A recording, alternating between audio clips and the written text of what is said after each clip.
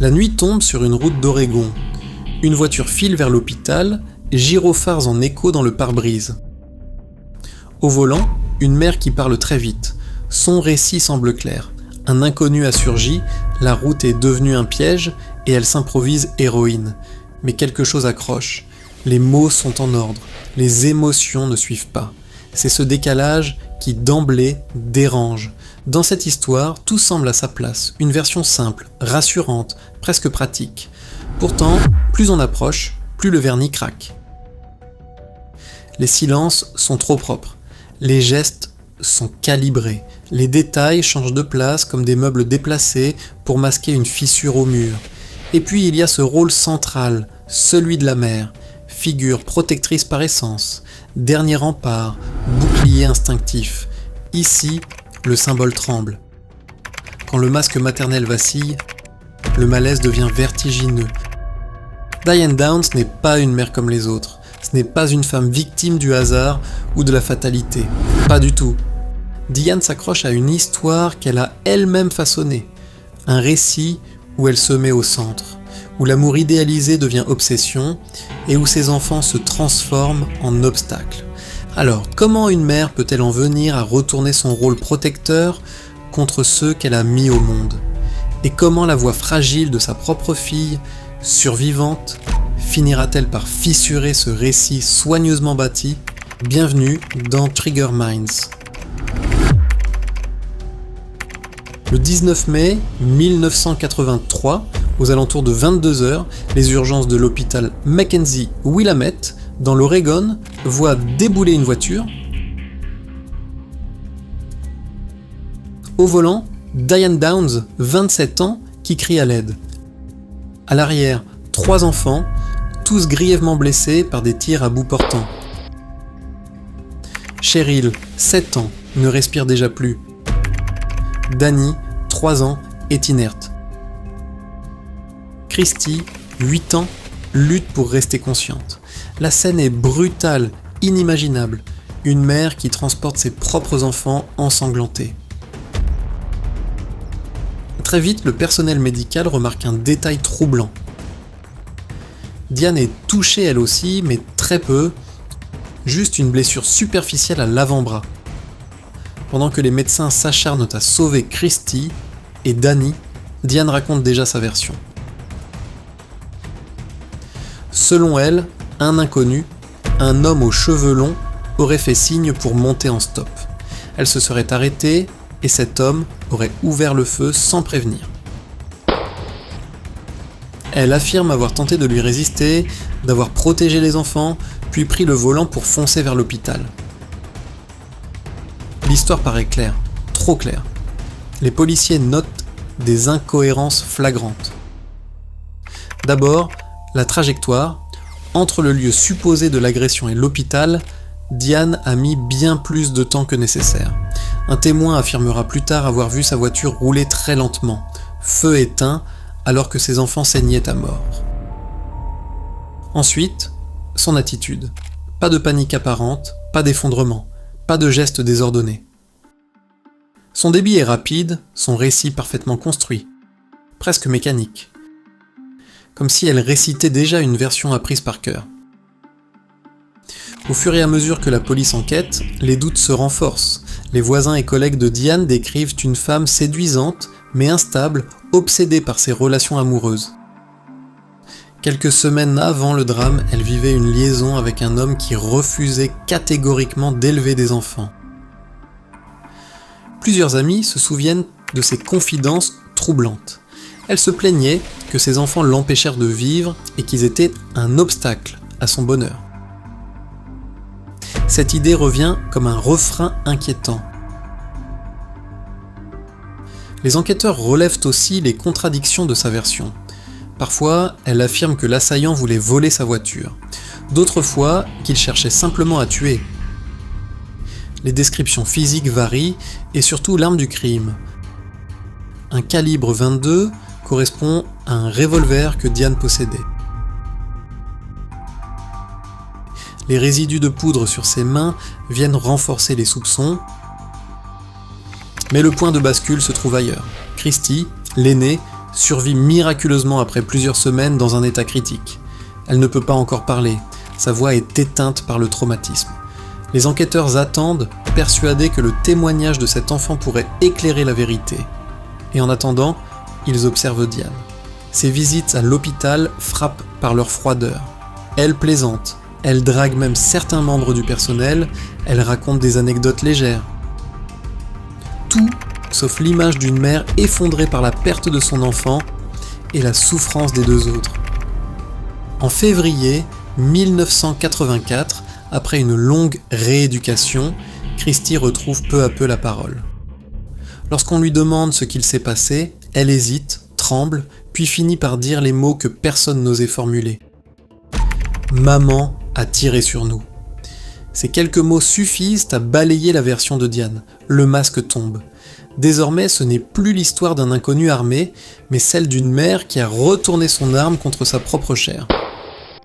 Le procès s'ouvre quelques mois plus tard. Les procureurs dressent le portrait d'une femme froide, narcissique, obsédée par l'amour d'un homme qui ne voulait pas de ses enfants. Les jurés voient défiler les témoignages. Voisins, collègues, amants, médecins et surtout Christy, qui témoigne à la barre, la voix brisée mais ferme. En juin 1984, le verdict tombe. Diane Downs est reconnue coupable de meurtre, tentative de meurtre et agression. She's been charged with one count of murder, 2 counts of attempted murder, and 2 counts of assault in the first degree. La sentence est lourde. Prison à perpétuité, plus 50 ans. Sans possibilité de libération conditionnelle, l'affaire choque l'Amérique. Parce qu'elle bouscule un symbole universel, l'instinct maternel, parce qu'elle confronte chacun à une angoisse intime. Que se passe-t-il quand la personne censée protéger devient la menace? Derrière les faits, simples et implacables, une fracture psychologique vertigineuse se dessine. Et c'est là que commence vraiment l'histoire. Dès les premières heures de l'enquête, quelque chose dérange dans la version de Diane Downs. Mais ce n'est qu'au fil des semaines que l'écart entre ces mots et la réalité devient abyssal. Son discours, répété mécaniquement, s'effrite sous le poids des contradictions. Et plus elle parle, plus elle s'enfonce. Car le vrai twist de cette affaire n'est pas seulement judiciaire, il est psychologique. Diane se présente comme une victime héroïque. Elle s'improvise rescapée courageuse d'un guet-apens absurde, mais derrière ce masque, tout son comportement envoie un signal inverse. Là où l'on attend des larmes, il y a des sourires. Là où l'on guette des gestes de protection, il n'y a que des regards calculés. Ses enfants entre la vie et la mort, et elle qui plaisante dans les couloirs de l'hôpital. Ce décalage trouble jusqu'aux enquêteurs les plus aguerris, car l'émotion absente devient une preuve en creux. Ce qu'elle ne montre pas en dit plus que ce qu'elle raconte. Le twist, c'est aussi la manière dont sa mise en scène se retourne contre elle. Au départ, elle semble solide.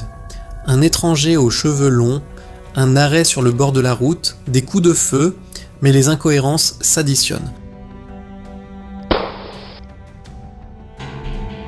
Comment expliquer ce temps perdu entre le lieu de l'agression et l'hôpital? Pourquoi l'arme utilisée correspond-elle exactement à celle que Diane possédait? Pourquoi sa version varie-t-elle selon les interlocuteurs? Chaque question devient une épine dans le récit qu'elle voulait imposer. Le point de rupture survient avec Christy, 8 ans, survivante fragile, marquée dans sa chair et dans sa mémoire. Pendant des mois, elle ne peut pas parler, mais son silence est lourd de sens. Les médecins, les enquêteurs, tous attendent. Et lorsque les mots sortent enfin, ils brisent l'illusion « Maman a tiré sur nous ». Ce n'est pas seulement une révélation, c'est un séisme, car la vérité n'émane pas d'un expert, ni d'un policier, mais d'une enfant. La voix la plus fragile devient la plus irréfutable. Psychologiquement, ce twist est vertigineux. Le spectateur, le juré, le citoyen se retrouvent face à une fracture intime. La figure maternelle, censée protéger, se retourne en menace. Ce basculement, ébranle l'imaginaire collectif. Car si la mère peut devenir l'agresseur, qu'est-ce qui reste comme refuge ? Diane, elle, continue de s'accrocher à sa version.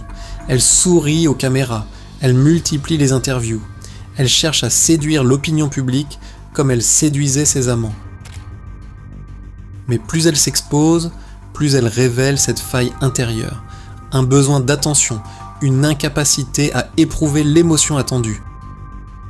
Le twist ici prend la forme d'un miroir inversé, chaque geste qu'elle croit contrôler devient une preuve de son absence d'empathie. Le procès met en scène cette fracture. Les témoins se succèdent. Les médecins décrivent la froideur. Les voisins parlent de ses confidences troublantes, les amants racontent ses obsessions. Et puis Christie, frêle silhouette qui monte à la barre. Sa voix tremble, mais ses mots sont clairs. Pour les jurés, il n'y a plus de doute. La chute du récit de Diane est consommée. La version de l'étranger mystérieux s'efface face à la réalité nue. Une mère prête à effacer ses enfants pour un amour impossible. Ce twist n'est pas seulement celui d'une enquête qui bascule. C'est aussi celui d'un spectacle médiatique qui échappe à son actrice principale. Car Diane Downs, persuadée de maîtriser son image, se livre à des caméras qu'elle croit séduire.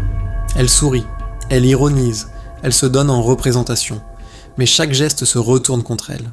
Là où elle espère prouver sa force, le public lit de la froideur. Là où elle veut apparaître légère, les observateurs perçoivent une absence glaçante d'empathie. Cette médiatisation devient alors un miroir cruel. Diane n'y projette pas le rôle qu'elle rêve. Elle révèle au contraire la faille intime qui la condamne. C'est aussi une perception qui se brise. Les repères se brouillent. La frontière entre instinct protecteur et pulsion destructrice s'effondre. Et derrière le verdict, il reste une question obsédante. Qu'est-ce qui peut pousser une mère à franchir une telle ligne ? Le cas Diane Downs dépasse le simple cadre judiciaire. Pour comprendre ce qui s'est joué, il faut plonger dans les mécanismes psychologiques qui se révèlent derrière ses gestes et ses mots, car ce drame n'est pas seulement l'histoire d'une arme et de victimes innocentes. C'est le portrait d'une personnalité en lutte avec elle-même, une femme qui tord la réalité pour qu'elle colle à son désir.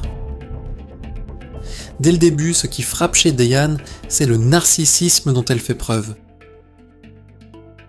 Elle se met en scène à chaque instant, devant les policiers, devant les médecins, devant les caméras. Elle se présente comme une survivante héroïque. Même après son arrestation, elle cherche encore à séduire l'opinion publique. Les sourires, les blagues, les attitudes séductrices deviennent sa signature. Comme si le regard des autres était vital, indispensable à son existence. Mais cette stratégie se retourne contre elle. Plus elle s'expose, plus elle révèle son absence d'empathie. Le drame de ses enfants ne semble jamais occuper la première place. Sous cette façade, une tension intérieure s'impose. Diane veut être à la fois mère et amante libre. Ses enfants représentent un frein à l'amour idéalisé qu'elle poursuit. Ce conflit déchirant, elle le résout par une construction mentale. Éliminer l'obstacle pour que l'histoire d'amour survive. C'est le principe de la dissonance cognitive à l'œuvre. Son esprit refuse l'incohérence entre ses désirs et sa réalité, alors elle invente une logique qui justifie l'injustifiable. Dans son récit intérieur, ce qu'elle fait pour l'amour devient une équation acceptable. La rationalisation est vertigineuse, quand une mécanique intime écrase la morale universelle. Cette dynamique atteint son paroxysme quand le rôle de mère se retourne contre lui-même. La figure maternelle, censée être le refuge ultime, s'effondre. Diane ne se contente pas de trahir ce rôle, elle l'inverse. Elle ne protège pas ses enfants, elle devient leur menace. Dans l'imaginaire collectif, c'est un séisme. Le symbole le plus sacré, l'amour maternel, se fracture. Cette transgression choque bien au-delà du tribunal, car elle vient ébranler une certitude ancrée qu'une mère, par essence, ne peut pas nuire à son enfant. Puis vient l'étrange froideur de Diane. Là où la douleur devrait exploser, il n'y a rien. Là où la culpabilité devrait submerger, elle rit. Cette absence d'affect ne traduit pas seulement un manque d'émotion, mais une déconnexion radicale de l'autre. Les enfants, les proches, même le public, tous deviennent accessoires dans une mise en scène qui ne sert qu'elle. Ce vide émotionnel illustre la mécanique glacée d'un individu qui ne vit qu'à travers son propre prisme. Et derrière tout cela, il y a le fantasme amoureux. Diane n'a pas seulement voulu séduire un homme, elle a idéalisé cette relation au point d'y sacrifier tout le reste. Son amant ne voulait pas d'enfant, alors elle efface la variable gênante. Dans sa logique intime, l'amour rêvé justifie l'impensable. Elle transforme ce désir en cause supérieure, comme si rien d'autre n'avait de poids face à lui. C'est là que son récit intérieur bascule. Les enfants cessent d'être des vies à protéger pour devenir des obstacles à écarter. Cette obsession révèle une mécanique destructrice, quand le désir absolu devient plus fort que la vie elle-même et qu'il se pare des habits trompeurs de la nécessité. L'affaire Diane Downs met donc en lumière un faisceau de failles psychologiques, un narcissisme dévorant, une rationalisation délirante, une inversion du rôle maternel, une froideur glaçante, une obsession amoureuse destructrice. Mais ce décryptage dit aussi quelque chose de plus universel, car au fond, ce qui fascine et dérange, ce n'est pas seulement son crime, c'est la remise en cause de nos repères les plus intimes. Si une mère peut devenir bourreau, alors aucune certitude n'est absolue. La ligne protectrice peut se briser, et c'est ce vertige qui continue d'habiter cette histoire 40 ans plus tard.